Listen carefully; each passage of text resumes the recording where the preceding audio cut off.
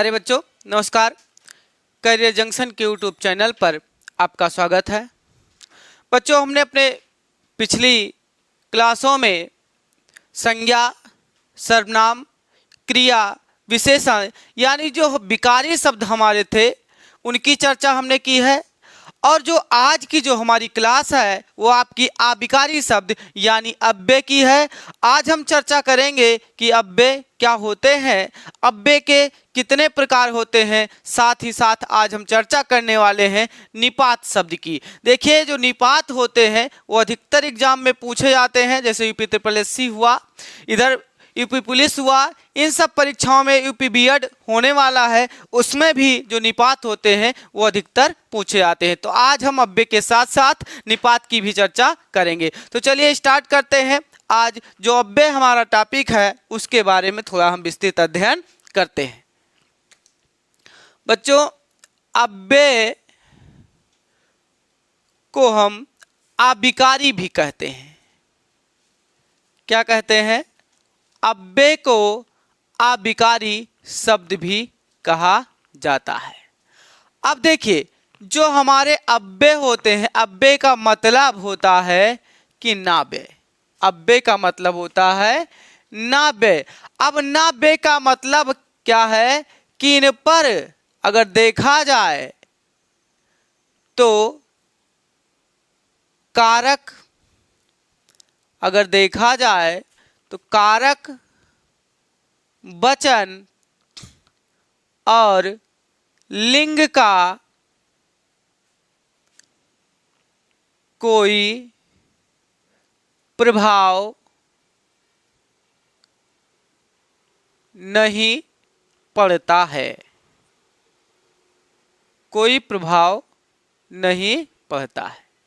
और देखा जाए तो इन्हें अविकारी भी कहा जाता है। और अविकारी का मतलब जिसमें विकार ना हो उन्हें क्या कहा जाता है? अविकारी कहा जाता है। तो अव्यय को आप परिभाषित कर सकते हैं।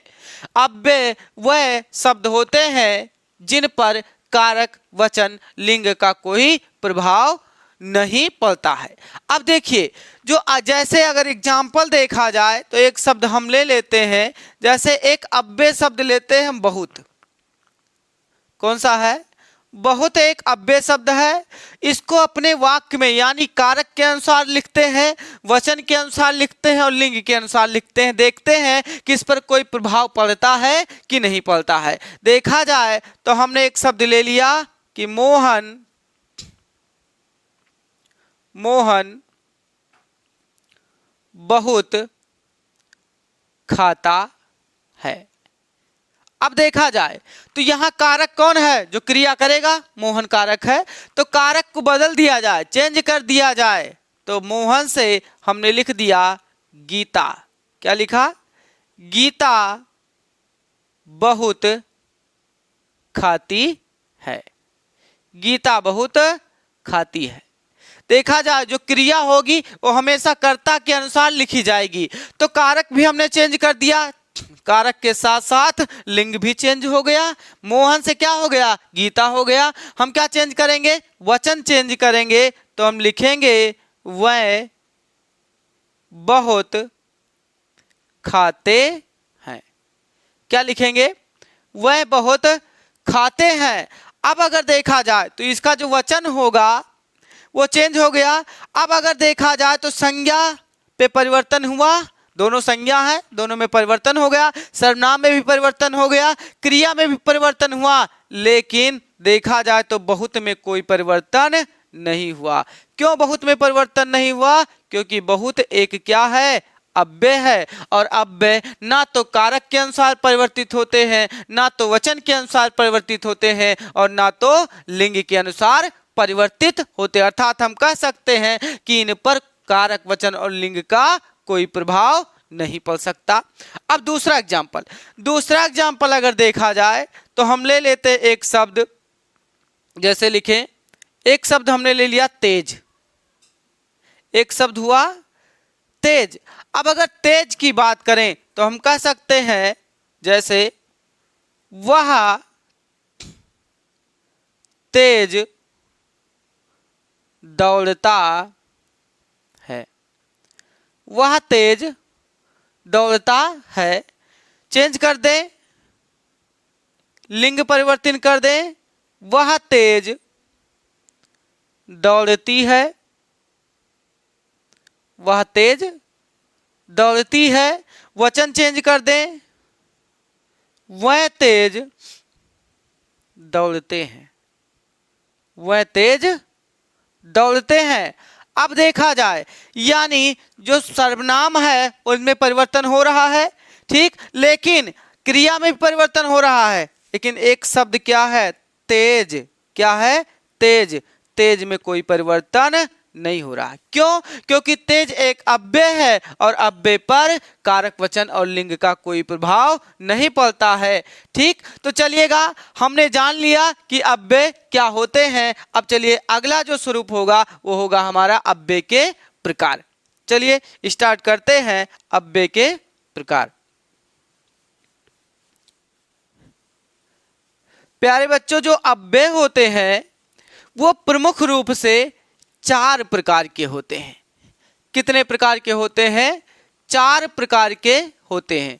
तो जो पहला अव्यय होता है हमारा, जो पहला अव्यय होता है उसे हम क्रिया विशेषण, उसे हम क्रिया विशेषण अव्यय कहते हैं। जो दूसरा स्वरूप होगा उसे हम कहेंगे समुच्चय बोधक अव्यय।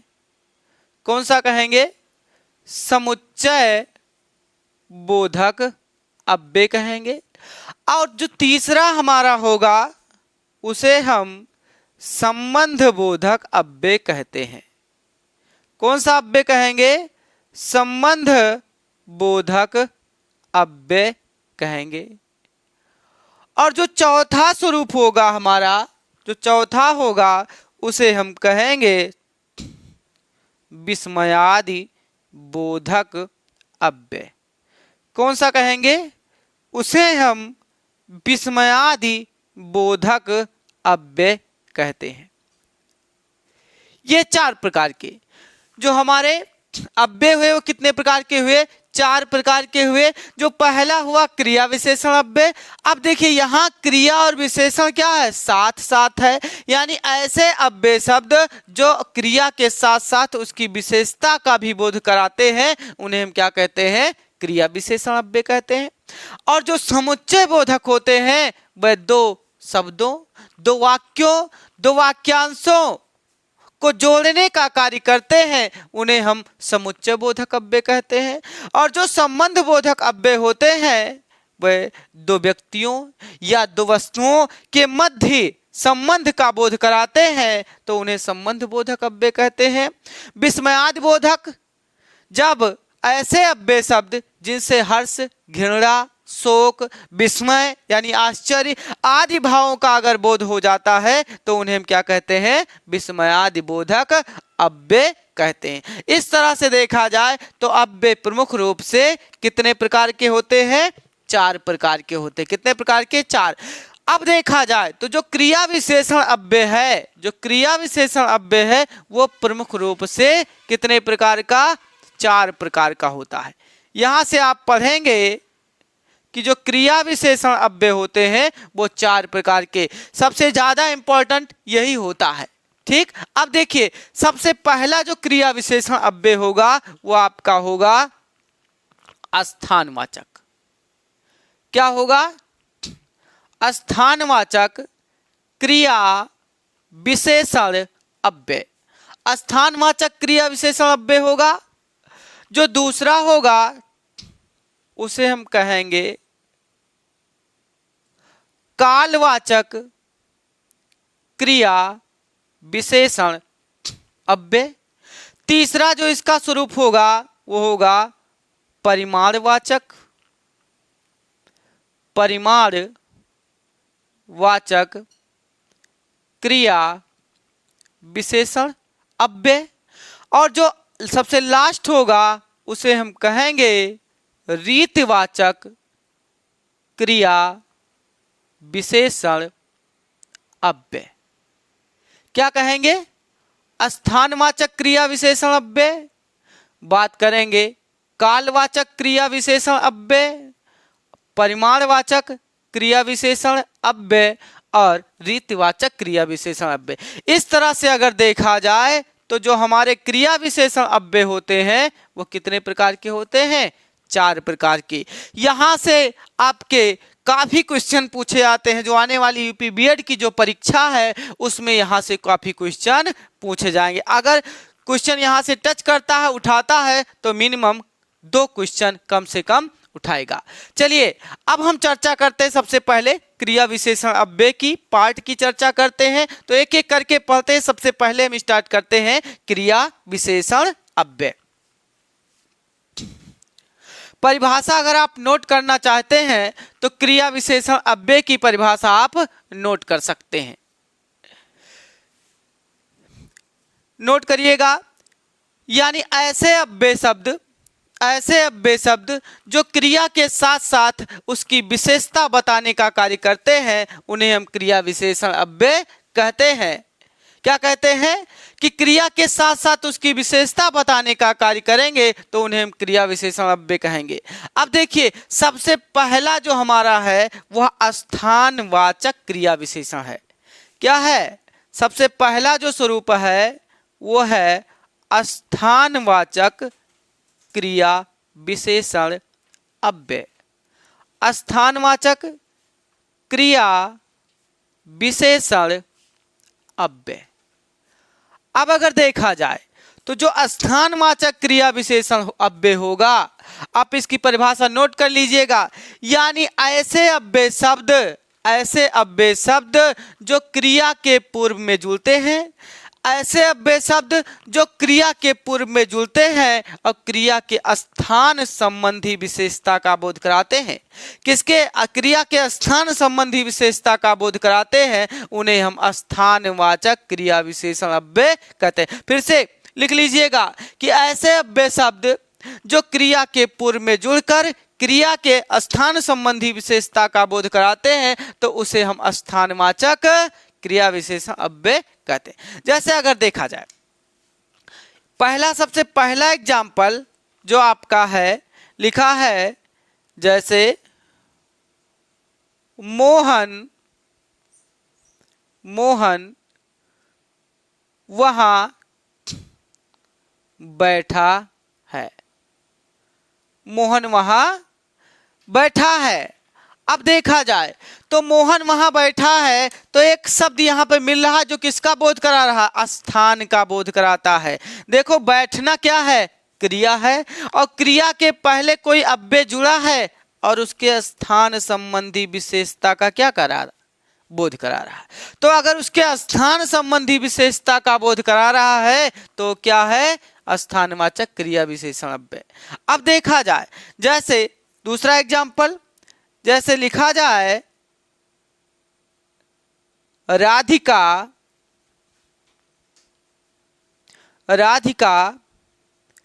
कृष्ण के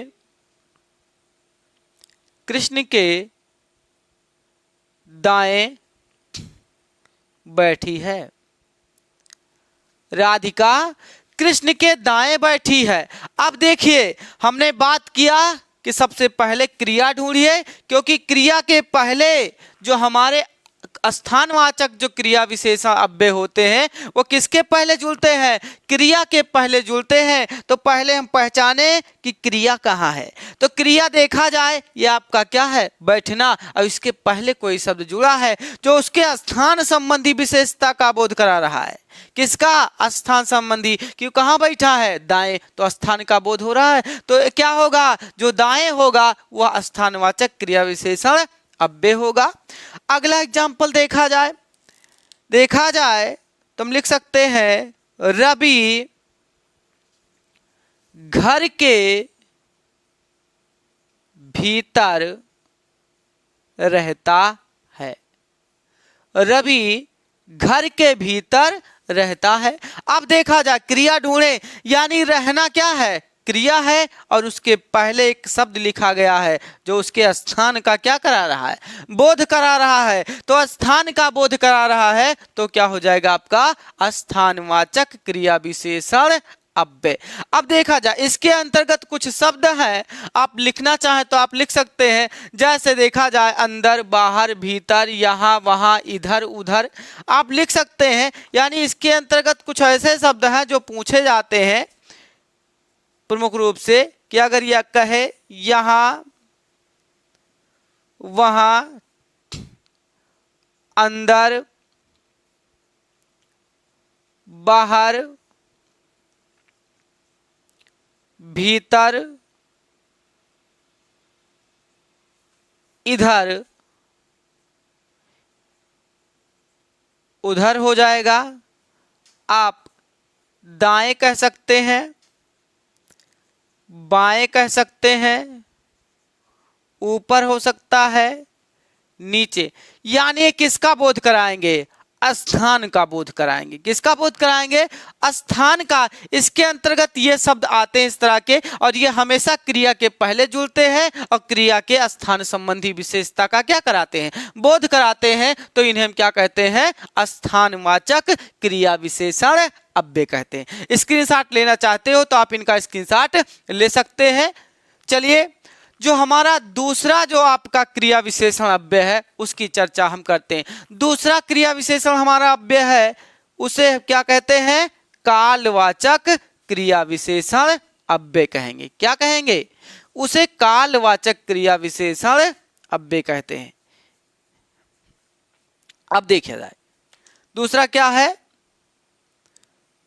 कालवाचक क्रिया विशेषण अव्यय। सेम परिभाषा, याद करने का तरीका, यानी ऐसे अव्यय शब्द जो हमेशा क्रिया के पूर्व में जुड़ते हैं और क्रिया के पूर्व में जुड़कर क्रिया के, काल का मतलब समय, क्रिया के समय संबंधी विशेषता का बोध कराते हैं। कैसा? ऐसे अव्यय शब्द जो क्रिया के पूर्व में जुड़ते हैं और क्रिया के समय संबंधी विशेषता का बोध कराते हैं, तो उसे हम क्या कहते हैं? कालवाचक क्रिया विशेषण अव्यय कहते हैं। देखा जाए तो इसके अंतर्गत सबसे पहला जो एग्जाम्पल होगा तो लिख सकते हैं आप से। देखा जाए मोहन परसों जाएगा। क्या है? मोहन परसों जाएगा। मोहन परसों जाएगा। अब देखिए, मोहन परसों जाएगा। दूसरा, सीता आज आएगी। क्या है? सीता आज आएगी। अब देखिए यहां पर जाना उसकी क्या है? क्रिया है। जाना उसकी क्रिया है और उस क्रिया से पहले एक शब्द जुड़ा है जो उसके समय का बोध करा रहा है। कब जाएगा? परसों जाएगा। कब जाएगा? परसों। आएगा कब? आज आएगा। तो यानी क्रिया के पहले जुड़ा है और क्रिया के समय का बोध कराता है। क्या कराता है?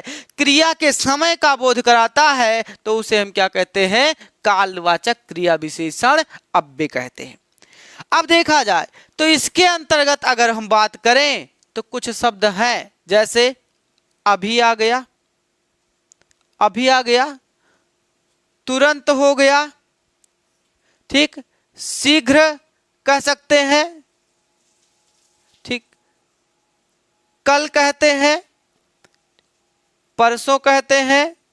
इस तरह के शब्द जो किसका बोध कराएंगे? समय का बोध कराते हैं। अभी, तुरंत, शीघ्र और कल, यानी ये किसको बताएंगे? समय का बोध कराएंगे। तो समय का बोध कराएंगे और हमेशा किसके पहले जुड़ेंगे? क्रिया के पहले जुड़ेंगे। क्रिया के पहले जुड़ेंगे और समय का बोध कराएंगे तो उन्हें क्या कहेंगे? कालवाचक क्रिया विशेषण अव्यय।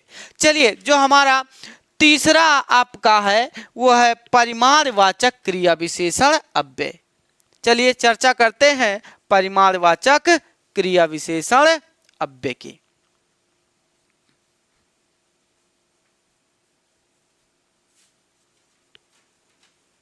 जो तीसरा हमारा होगा उसे हम परिमाणवाचक क्रिया विशेषण अव्यय कहेंगे। क्या कहेंगे? परिमाणवाचक।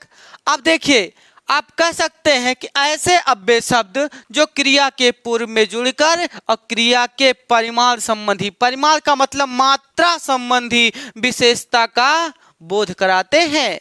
कहाँ जुड़ते हैं? क्रिया के पहले जुड़ते हैं और क्रिया के मात्रा संबंधी विशेषता का बोध कराते हैं, तो उन्हें हम क्या? परिमाणवाचक क्रिया विशेषण अव्यय कहते हैं। अब चलिए, जैसे देखा जाए तो सबसे पहला जो इसका एग्जाम्पल होगा, हम परिमाण की बात करेंगे। चलिए,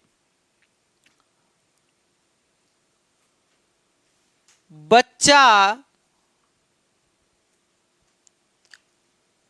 अधिक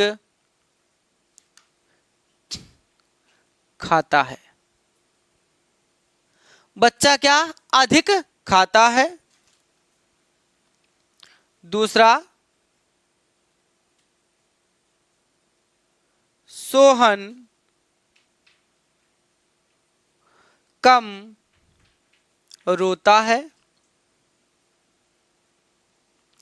अब देखिए, बच्चा अधिक खाता है और सोहन कम रोता है। हमने पहले बताया कि क्रिया के पहले जुड़ेगा और क्रिया के किसका? परिमाण का। अधिक रोता है तो रोना क्या है? ध्वनि है कि नहीं है? अधिक खाता, खाना भी है, कुछ खाएगा तो उसका परिमाण होगा कि नहीं होगा? तो कितना खाएगा? अधिक खाएगा। तो क्रिया के पहले जुड़ा है और हमेशा किसका बोध करा रहा है? परिमाण का बोध करा रहा है। किसका बोध करा रहा है? परिमाण का बोध करा रहा है। इसलिए ये आपका क्या होगा? परिमाणवाचक क्रिया विशेषण अव्यय होगा। ठीक, अब देखिएगा, यानी आप कह सकते हैं, कम कह सकते हैं, अधिक कह सकते हैं, थोड़ा भी कह सकते हैं। जैसे अगर इसके अंतर्गत अगर बात करें तो आप कह सकते हैं थोड़ा भी कह सकते हैं, थोड़ा भी कह सकते हैं, अल्प भी कह सकते हैं, अल्प भी कह सकते हैं, आप बहुत भी कह सकते हैं, आप ज्यादा भी कह सकते हैं, आप कुछ भी कह सकते हैं, आप कुछ भी कह सकते हैं। और यहाँ एक शब्द आता चुल्लू भर। क्या कहते हैं? चुल्लू भर का मतलब वो बहुत अल्प मात्रा में। यानी इस तरह से अगर शब्द आते हैं, इस तरह से अगर शब्द आते हैं तो आपके क्या होंगे? परिमाण का। थोड़ा भी कहेंगे तो परिमाण होगा, कुछ भी कहेंगे तो परिमाण होगा, ज्यादा कहेंगे तो परिमाण होगा। ठीक, यानी बहुत कहेंगे तो परिमाण होगा। और ये हमेशा क्रिया के पहले क्या करेंगे? जुड़ेंगे और क्रिया के परिमाण संबंधी विशेषता का बोध कराएंगे। तो ये हमारे होंगे परिमाणवाचक क्रिया विशेषण अव्यय। ये क्यों? क्योंकि इन पर कारक वचन लिंग का कोई प्रभाव नहीं पड़ेगा। अगर देखना चाहते हैं तो आप इन्हें अपने वाक्य में प्रयोग करके देख लीजिएगा। यही हमारे क्या है? अव्यय है, जो कि क्रिया विशेषण अव्यय के अंतर्गत आते हैं। तो ये तीसरा हमारा क्रिया विशेषण अव्यय था, जिसे हम परिमाणवाचक क्रिया विशेषण अव्यय के नाम से जानते हैं। चलिए, जो हमारा अगला जो स्वरूप होगा, जो अगला स्वरूप होगा उसे हम क्या कहेंगे? रीतिवाचक क्रिया विशेषण अव्यय। कौन सा होगा? रीतिवाचक क्रिया विशेषण अव्यय। अब देखिए, यहां पर जो हमारे रीतिवाचक होंगे क्रिया विशेषण अव्यय, ये हमेशा क्रिया के पहले जुड़ेंगे। कहां जुड़ेंगे? क्रिया के पहले जुड़ेंगे और क्रिया के रीति संबंधी विशेषता का बोध कराएंगे। कहां जुड़ेंगे? क्रिया के पहले जुड़ेंगे और क्रिया के रीत संबंधी विशेषता का बोध कराएंगे, तो उन्हें रीतवाचक क्रिया विशेषण। वैसे अगर देखा जाए, आपका अगर यहाँ एग्जाम्पल मिल जाए प्रकृति से संबंधित, प्रकृति से संबंधित जितने भी एग्जाम्पल होंगे और यदि उसमें पूछता है कि उसमें कौन सा अव्यय होगा तो क्रिया विशेषण, या कौन सा क्रिया विशेषण होगा तो उसे हम क्या कहेंगे? रीतिवाचक क्रिया विशेषण अव्यय। क्यों? अब देखिए, जैसे एक नियम होता है, रीति का मतलब क्या होता है? एक नियम। अगर एक नियम के तरीके से अगर कोई कार्य या नियम से कोई कार्य किया जाता है तो उसे हम किसके अंतर्गत रखते हैं? रीति के अंतर्गत। जैसे देखा जाए तो सूर्य पूर्व में निकलता है। देखा जाए तो जो पहला एग्जाम्पल होगा उसे हम कहते हैं कि सूर्य पूर्व में निकलता है। क्या है, सूर्य पूर्व में निकलता है। ये एक रीत है, क्या है, ये एक नियम है। कभी सूर्य पश्चिम में निकलेगा, नहीं निकलेगा। क्यों? क्योंकि एक नियम है, एक रीत बन चुकी है, तो उसे क्या, किसके अंतर्गत रखा जाएगा, रीतिवाचक क्रिया विशेषण। कोई पूछे कि इस वाक्य में किस प्रकार के अव्यय का प्रयोग किया गया है, तो रीतिवाचक क्रिया विशेषण अव्यय का प्रयोग। देखा जाए जो दूसरा जो स्वरूप होगा वो होगा चंद्रमा से हमें शीतलता प्राप्त होती है। चंद्रमा से हमें शीतलता प्राप्त होती है। तो भाई चंद्रमा का जो स्वरूप है, जो प्रभाव है, वो क्या है, शीतल है। क्या है, शीतल। ये भी क्या है, एक प्रकृति है। अब अगर कभी पूछे कि सूर्य गर्मी देता है, क्या है, सूर्य गर्मी देता है, तो ये भी एक नियम है, ये भी प्रकृति की देन है। सूर्य का काम ही है क्या, गर्मी देना। सूर्य से गर्मी होती है तो उसे हम क्या, रीतिवाचक के अंतर्गत रखते हैं। अब देखा जाए, जैसे कभी बात करते हैं कि बच्चा धीरे धीरे खाता है, बच्चा धीरे धीरे खाता है।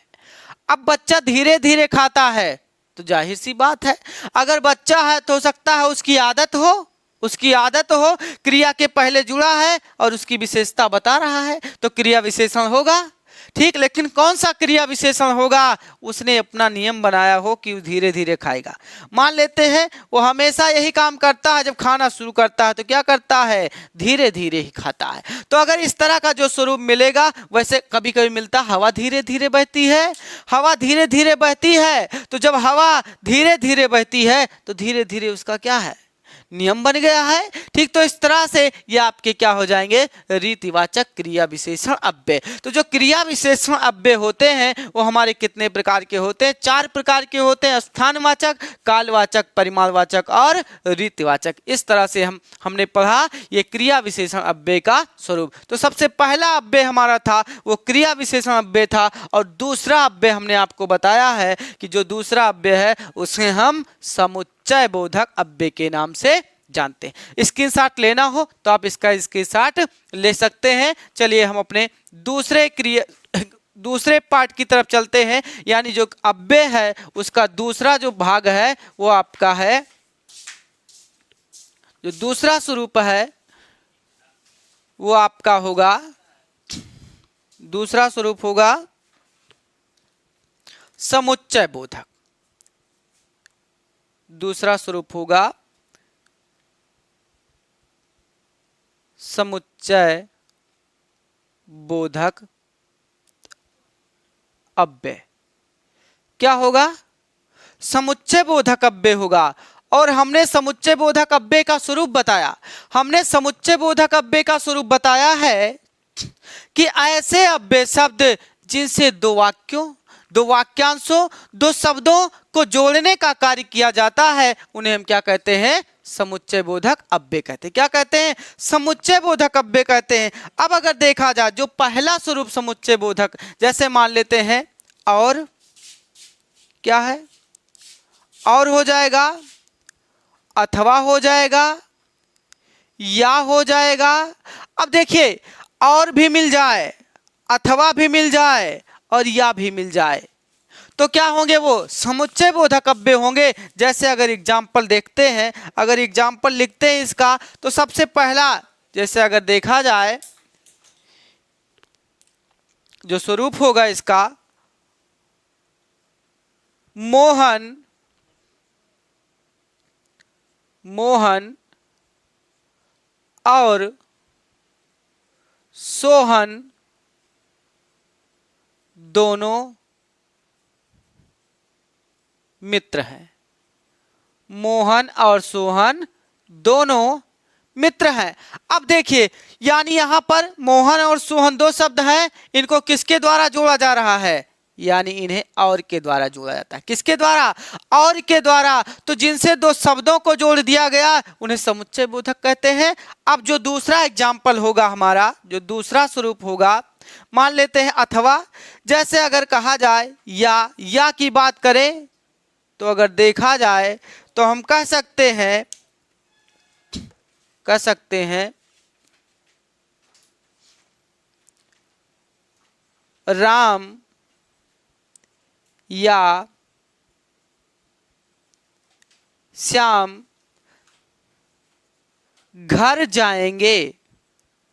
राम या श्याम कहाँ? घर जाएंगे। तो अब देखिएगा राम और श्याम दोनों को क्या किया गया है? जोड़ा गया है। क्या दोनों को जोड़ा गया? किससे जोड़ा गया है? या से जोड़ा गया है। यहां और से जोड़ा गया है और यहां से या से जोड़ा गया है। देखिए दो शब्दों को जोड़ा गया, लेकिन जैसे अगर कभी कभी दो वाक्यों को भी जोड़ने का कार्य किया जाता है। जैसे अगर देखा जाए, लिखा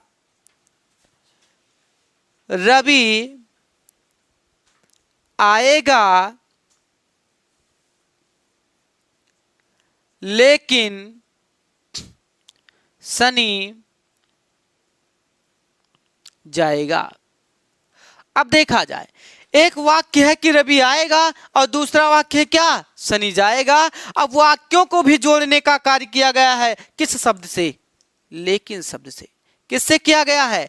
लेकिन शब्द से। और यहां और से, यहां या से, यहां लेकिन शब्द से। तो देखा जाए यहां वाक्यों को जोड़ा गया, यहां शब्दों को जोड़ा गया। तो आप जानिएगा कि समुच्चय बोधक अव्यय वे होते हैं जिनसे दो वाक्यों को आसानी से जोड़ा जाए, दो वाक्यांशों को, दो शब्दों को आसानी से जोड़ लिया जाए। तो ऐसे अव्यय शब्दों को क्या कहते हैं? समुच्चय बोधक अव्यय कहते हैं। कभी कभी मिलते हैं, इनके अंतर्गत जो शब्द आते हैं वो आपके मिलते हैं और, अथवा, या, वा, ना, लेकिन, किंतु,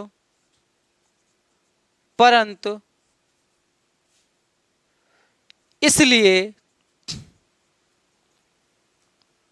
आदि।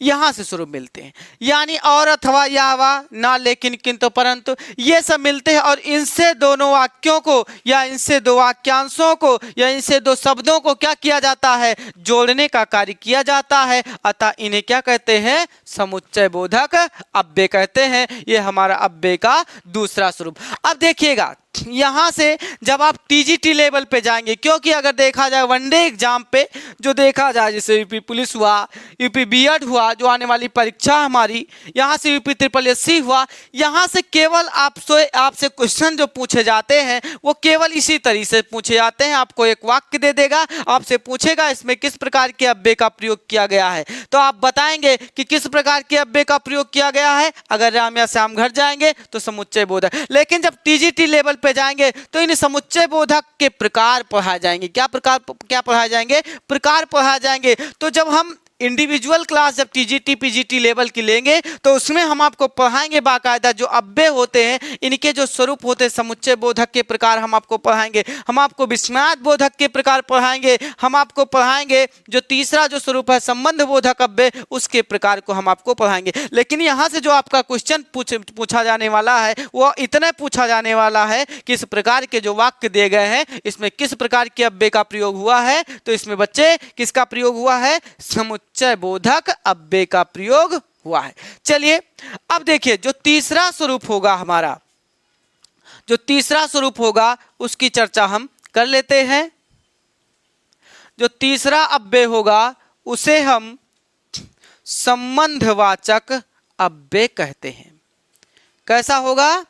उसे हम संबंधवाचक या उसे संबंध बोधक अव्यय कहेंगे।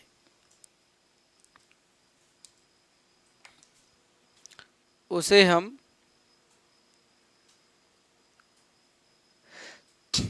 संबंध बोधक।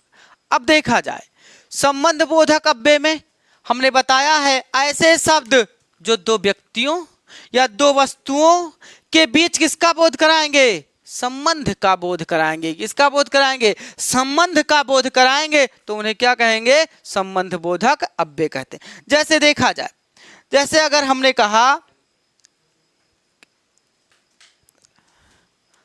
जैसे हमने कहा कि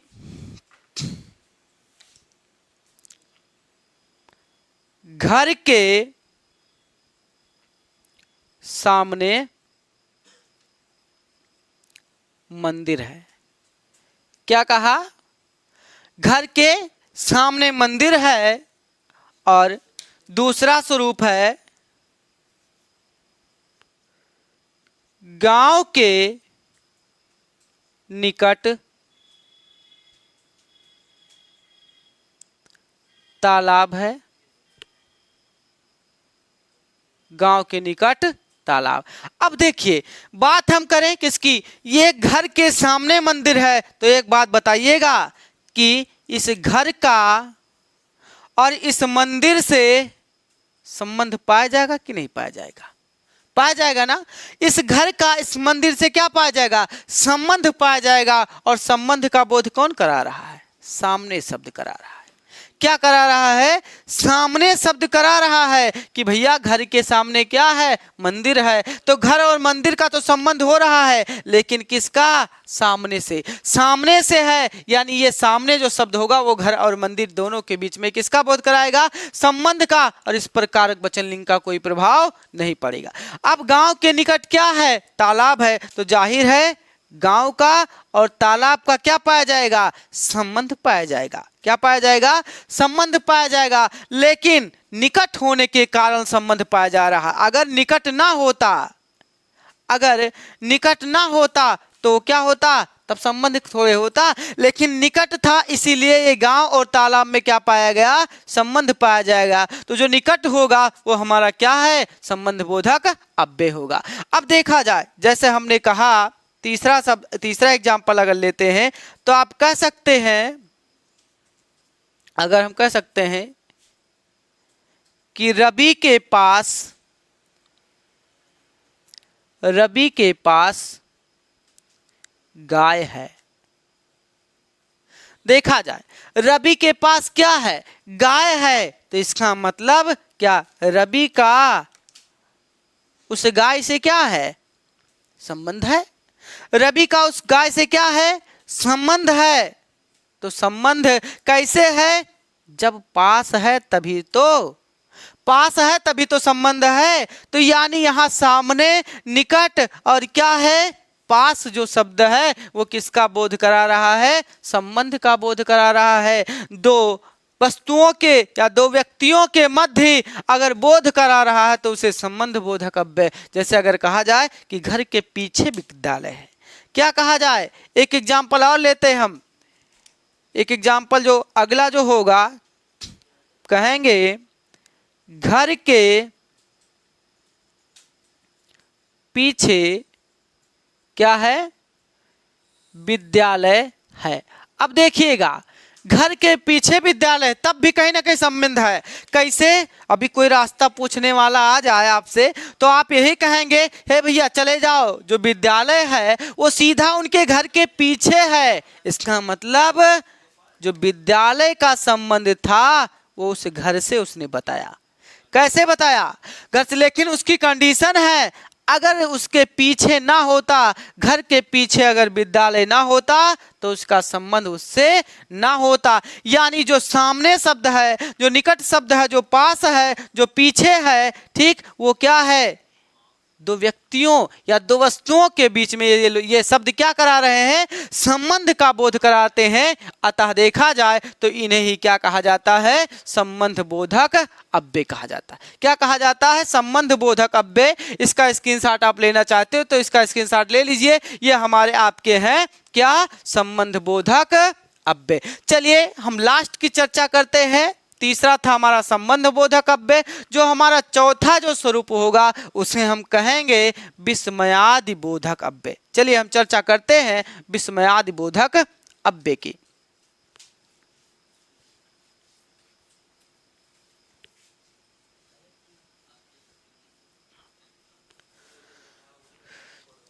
जो चौथा हमारा जो स्वरूप होगा, चौथा जो आपका अव्यय होगा वो होगा विस्मयादि बोधक। क्या होगा? विस्मयादि बोधक अव्यय।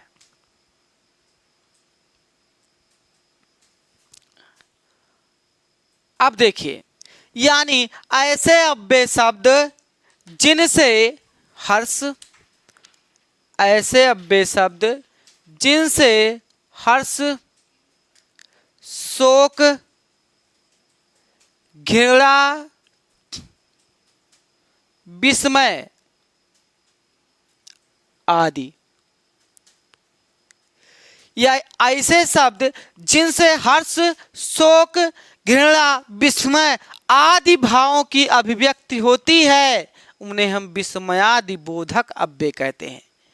क्या देखा जाए तो हर्ष, शोक, घृणा, विस्मय आदि भावों की अभिव्यक्ति या अभिभाव जो स्वरूप है, जो इसका भाव है, अगर वो इस विस्मय के स्वरूप में होता है तो उसे हम विस्मयादि बोधक अव्यय कहते हैं। देखा जाए, जैसे एग्जाम्पल देखा जाए तो हम पहला एग्जाम्पल लेते हैं, कहेंगे बाप रे, क्या कहेंगे, बाप रे वह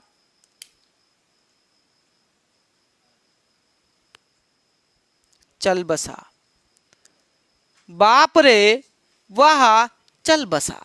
अब देखिए यहां आप इसके आगे चाहे जो लिख दीजिए। देखिए एक क्वेश्चन यहां बनता है, कभी कभी पूछा जाएगा, यानी ऐसे अव्यय, कौन सा ऐसा अव्यय है जिसका वाक्य से कोई संबंध नहीं होता। यहां से पूछा जाएगा, यूपी बीएड में तो 100% पूछा जाएगा इस तरह से क्वेश्चन, ध्यान में रखिएगा। पूछा जाएगा बाप रे वह चल बसा, तो क्वेश्चन जानिएगा, यानी यहां वह चल बसा या वह चल बसी या कुछ भी, बाप रे वह चला गया। क्यों? क्योंकि यहां वाक्य आप कुछ भी लिख सकते हैं। तो क्वेश्चन बनता है कि कौन सा ऐसा अव्यय है जिसका अपने वाक्य से कोई संबंध नहीं होता।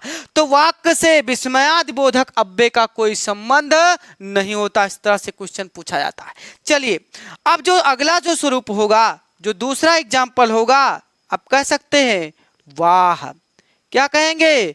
वाह बहुत अच्छा, बहुत अच्छा खेला, वाह बहुत अच्छा खेल। अब देखा जाए तो यहां भी हम कह सकते हैं जो वाह जो है, वाह ये एक अव्यय है, ठीक। ये क्या है? बाप रे, ये भी एक अव्यय है। अगला जो तीसरा जो स्वरूप है, जैसे हमने क्या कहा, हर्ष शोक भी कह सकते हैं, शोक भी कहते हैं, यानी अरे अरे वह बीमार हो गया, अरे वह बीमार हो गया। अब देखिए घृणा आप बता सकते हैं, यानी छी आप कह सकते हैं, 2 बार कह दीजिए, ठीक। बड़ी दुर्गंध आ रही है, क्या? बड़ी दुर्गंध आ रही है। अब देखिए यानी जो स्वरूप है ये आपके क्या है, ये यहां से आपका बाप रे जो होगा ये अव्यय होगा। देखिए वैसे विस्मयादि बोधक चिन्ह का प्रयोग किया गया है, वैसे वाक्य में विस्मयादि बोधक जो आपके विस्मयादि बोधक अव्यय होंगे उनके साथ विस्मयादि बोधक अव्यय जरूर लगा होगा। ध्यान रखने वाली बात है, ये इंपॉर्टेंट है, पूछा जाएगा तो आप इस चिन्हों का प्रयोग, लेकिन क्वेश्चन ध्यान में रखिएगा, विस्मयादि बोधक जो अव्यय होते हैं उनका अपने वाक्य से कोई संबंध नहीं होता है। ये आपका था अव्यय। और अव्यय के हमने बताया आपको कि अव्यय के प्रमुख रूप से कितने प्रकार होते हैं, 4 प्रकार होते हैं। सबसे पहला अव्यय हमने आपको बताया क्रिया विशेषण अव्यय, और दूसरा हमने आपको बताया समुच्चय बोधक अव्यय, तीसरा हमने चर्चा की संबंध बोधक अव्यय की, और जो चौथा स्वरूप है वो आपका क्या है, विस्मयादि बोधक अव्यय। देखिएगा यहीं से आपका एक क्वेश्चन पूछा जाता है निपात के लिए। निपात के लिए तो थोड़ा हम आपको बता देते हैं निपात क्या होते हैं।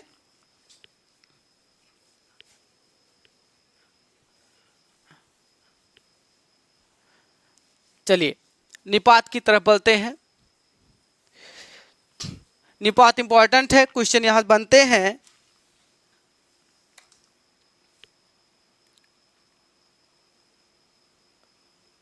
निपात, अब देखिएगा जो निपात होते हैं या जो निपात का अर्थ होता है वह होता है शब्द समूह को बल प्रदान करना। क्या होता है? शब्द समूह को बल प्रदान करना। निपात का शाब्दिक अर्थ होगा शब्द समूह को बल प्रदान करना। आप ध्यान में रखिएगा, हम परिभाषा बता सकते हैं कि ऐसे अव्यय शब्द जो दो वाक्यांशों के मध्य जुड़कर उसमें कुछ नवीन परिवर्तन ला देते हैं, उन्हें हम क्या कहते हैं? निपात कहते हैं। लेकिन जानिएगा, निपात अव्यय ही होते हैं। निपात क्या होते हैं? अव्यय ही होते हैं, लेकिन निपात वाक्य के अंग नहीं होते। निपात वाक्य के अंग नहीं होते, निपात वाक्य के सहायक शब्द होते हैं जिनका वाक्य में कोई अस्तित्व नहीं होता। अगर चाहा जाए तो ये वाक्य से हटा भी दिया जाए तो भी वाक्य पे कोई परिवर्तन नहीं पड़ेगा, लेकिन अगर वाक्य में कुछ समय के लिए रहते हैं तो उसमें कुछ नया, कुछ विशेष प्रकार का चमत्कार रखते हैं, उन्हें क्या कहा जाता है? निपात कहा जाता है। अब देखिए, लेकिन निपात का कोई लिंग नहीं होता। निपात का कोई लिंग नहीं होता। जैसे अगर देखा जाए, एक वाक्य लिखते हैं हम, देखा जाए, जैसे मैं भी मेला देखने जाऊंगा। मैं भी मेला देखने जाऊंगा। चलिए, मैं भी मेला देखने चलूंगा या जाऊं। अब देखिए, यहां कुछ ऐसे शब्द लिखे गए हैं जो इसको हटा दिया जाए तब भी वाक्य पर कोई परिवर्तन नहीं। भी हटाया जाए यहां से तो क्या मैं मेला देखने जाऊंगा? गलत थोड़े है।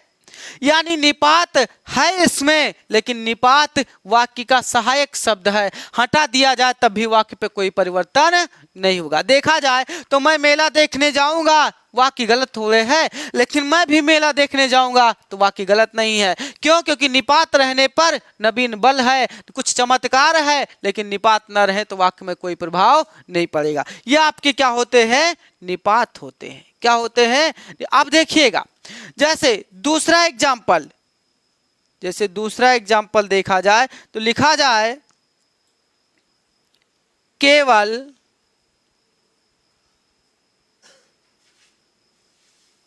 मोहन ही आया है। केवल मोहन ही आया है। अब देखिए, केवल मोहन ही आया है, यहां से अगर ही हटा दिया जाए, यहां से अगर ही हटा दिया जाता है तो वाक्य पर कोई प्रभाव नहीं पड़ता। यानी ही जो होता है वो क्या है? आपका निपात है। क्यों? ही क्या है? निपात है। और ही जो शब्द है वो वाक्य का सहायक है। क्या है? सहायक शब्द है और वाक्य का अंग नहीं है। अगर अंग होता तो वाक्य पर प्रभाव पड़ता। अगर अंग होता तो वाक्य में, देखा जाए तो हमारे शरीर का जो ये हाथ है ये क्या है? अंग है। कट जाए तो इस पे परिवर्तन है, लेकिन इसको अंग में नहीं गिना गया। ये देखा जाए, या नाखून अगर देखा जाए तो नाखून अगर कट जाए तो कोई प्रभाव पड़ेगा। सेम उसी तरह जो ही है, ही हटा दिया जाए तो वाक्य पे कोई परिवर्तन ठीक नहीं पड़ेगा। ऐसे हाथ कट जाने से शरीर पर प्रभाव पड़ेगा, लेकिन अब मोहन हटा दिया जाए तो प्रभाव पड़ेगा। तो ऐसे शब्द निपात होते हैं जो वाक्य के क्या होते हैं? सहायक शब्द होते हैं, और इनको अगर वाक्य में रखा जाता है तो ये विशेष चमत्कार रखते हैं, ना कि ये वाक्य के क्या होते हैं? अंग होते हैं। तो आप जानिएगा, ये एक वाक्य के क्या होते हैं? सहायक शब्द होते हैं, और इन्हें ही हम क्या कहते हैं? निपात कहते हैं। तो इस तरह से जो निपात का जो स्वरूप है, कभी भी संख्या अगर पूछी जाए कि निपात की संख्या कितनी होती है तो आप बता दीजिएगा कि निपात 9 होते हैं।